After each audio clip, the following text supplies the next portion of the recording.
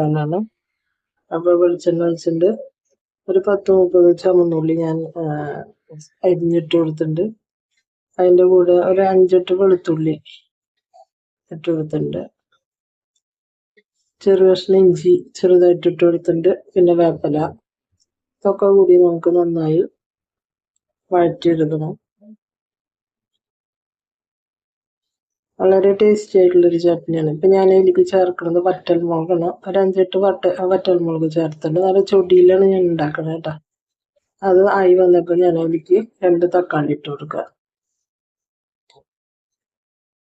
ഇപ്പം തക്കാളിയുടെ അളവ് കൂടണമെന്നല്ല തന്നെയാണ്.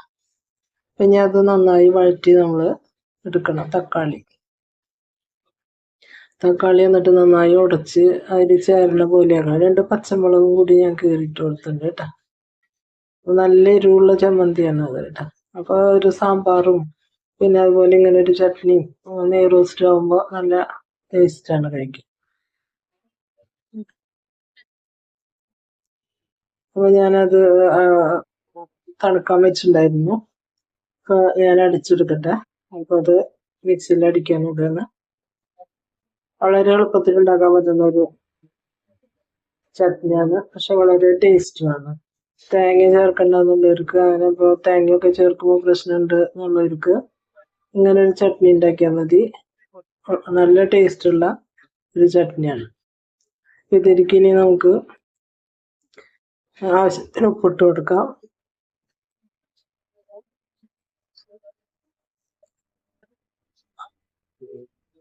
ഒരു നുള്ള് പുളി ഞാൻ ഇടുന്നുള്ളൂ. കാരണം ഓൾറെഡി ഇതിൽ തക്കാളി ഇട്ടിട്ടുള്ളതാണ്. 2 തക്കാളി പിന്നെ ഒരു 1/4 ഗ്ലാസ് വെള്ളം ഞാൻ ഒഴിക്കുന്നുള്ളൂ. ഇത് അരയ്ക്കാനുള്ള വെള്ളം മാത്രമേ വേണ്ടൂ. അപ്പോൾ അത് അരച്ചു കൊണ്ടുവരാം. നമുക്ക് വേറൊരു ചട്ടി വെച്ചിട്ട് അതിലേക്കൊരു 1 ടേബിൾ സ്പൂൺ വെളിച്ചെണ്ണ ഒഴിച്ച് കൊടുത്തിട്ടുണ്ട്.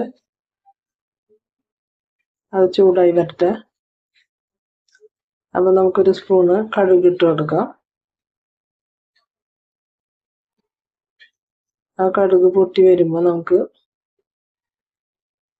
1 സ്പൂണ് ഉഴുന്നും പരിപ്പ് ഇട്ട് കൊടുക്കാം.